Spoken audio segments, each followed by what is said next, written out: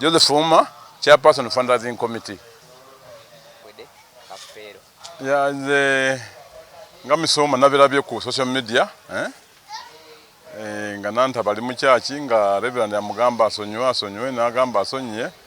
Naye kati ngafa abantu bagenda ku musoma, the most important thing baba kusonyiye alina okuwandiika mu butongole, alina tuwandikira mu butongole, lawyer alina tuwandikira, andikira lawyer waffe, bawandikira hali Nakweede tutegeera takoze ki. Wategera asonyiye tuleko tuddeko ekiddako. Naye mu byonna ne basonyiye akikoze late, kubanga tuteeka mu bunkenke hali Nakweede yali talina ssente, ntani okusoloza ssente mu batuuze, mu balonzi baffe, mu bawagizi baffe, ate n'ayita eri bbali n'aleeta polisi netani otukubatiya gaasi ate ng'ensente azaagala. Kati n'obasonyiye atukosizza, tumaze tukosa balala nga nze bantwala mu nkomera, hati Nakweede bamutwala mu nkomera, bantu bangi babakuba emiggo, obuzibu bubaddewo buyitirivu. Naye bw'oba asonyiye akikole mu buwandiike tutegeere kyesobola kwogera ku nsonga eyo. So saawa zino okuba nti tannakola buwandiike mwe mukyagenda mu maaso? Nantaba yefuula nnyo, okimanyi bulungi wano. Yalangira te mukalulu taliimu. Poza ate yayitanga eri n'ateekamu baagensi n'abuza n'obululu n'obubba n'abutwala. Omuntu atali mukalulu atakalu n'akabba. Okiraba? Kati ebyokusonyiwa ebyo tusobola bikakasa okujja nga atese muki mu buwandiike kubanga gw'oli munakayunga. Naye wano yalangira olunaku lw'okulonda n'ategeeza abantu bonna ati akalulu akoze ki akavuddemu. N'ayatwala baagensi be mpolampola n'ayita eno bbalibbali ate bululu n'abukyusa. Omuntu yali avudde mu kalulu n'abukyusa. Lwaki akkiriza agenda mu palamenti? Kati sobola mukakaza ati akoze ki ati asonyiye. Kyemugamba ati mwe mujagenda mu maaso n'okusonda? Ffe tulina okusonda ssente okujjako nga tuwandiikidde ekiwandiiko. Eno eyinza okuba nga katriiki.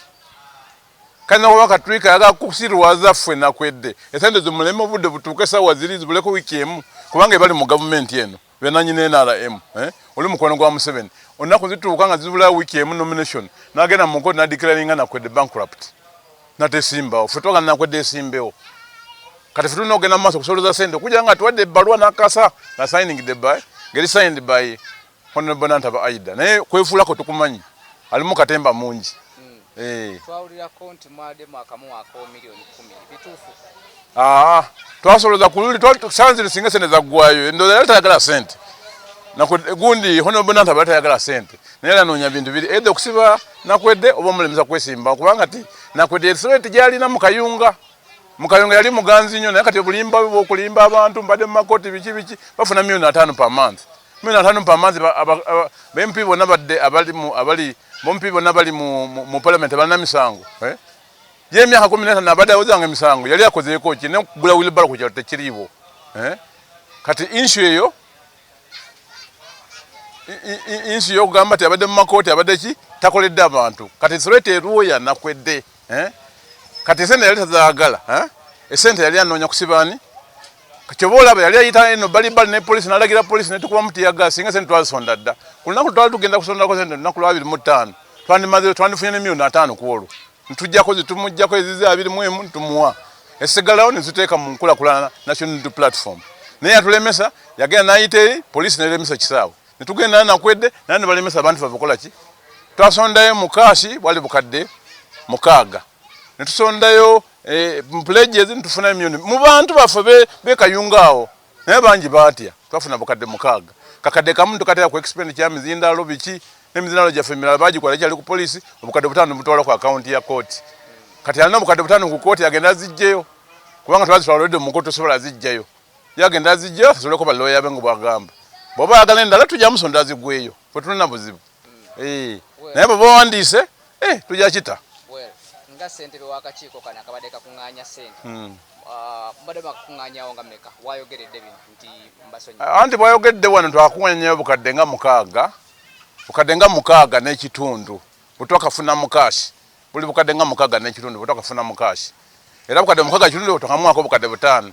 Kubanga kadde kamu ne bigwamu ebyo nkutegeka mikolo bikitambula eno gende Kampala genda osabe olukusa genda mu kkooti twasaba ne court order ne tugifuna siri n'agiremesa. With the law, you don't talk of out of talking, politicking. It is a matter of writing a letter. So we must get that to judgment unless she writes a letter officially. Unless her lawyers write a letter to officially or herself writes a letter to Honorable Nakweede or Nakweede's lawyers. That's when we can know that actually he has what? He has given up with that issue. But with us, we know Nantaba, who Nantaba is. She may be buying time. That's what that's my thoughts. Me, myself, as Mr. Ouma. She may be buying time. She wants that time to reach of maybe elections, 1 or 2 weeks. She declares Honorable Nakweede bankrupt. And if you are declared bankrupt in Uganda, you cannot be stand for any position. You cannot campaign. You cannot be elected in any position. You know what the law is. You must take some 10 years.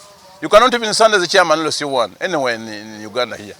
So we are not taking her seriously unless she writes the letter. So what is your step? Our step, we are continuing until she writes the letter. That is our step. We are continuing until she writes the letter officially saying that I have pulled out, I don't want that money.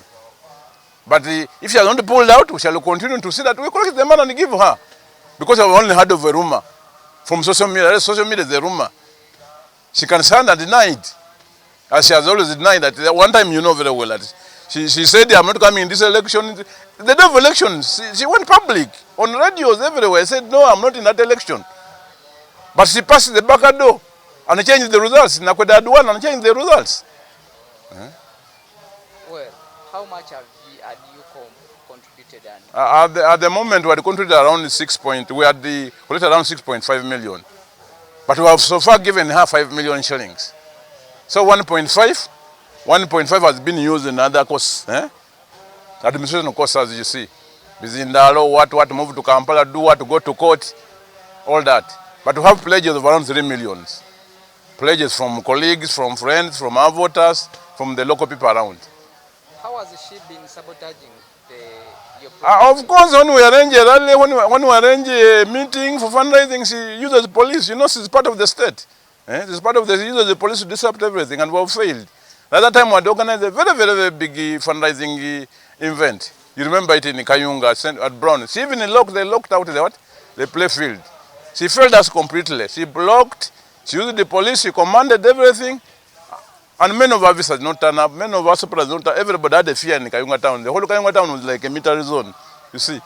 So everybody feared, and we collected very little money. Those ones who were strong enough came to give us some support. Otherwise, if there was nothing like her interference, she could have got all the money she wanted. But herself does not want the money. She wants to fail Nakweede because Nakweede is the major threat to her. Nothing else.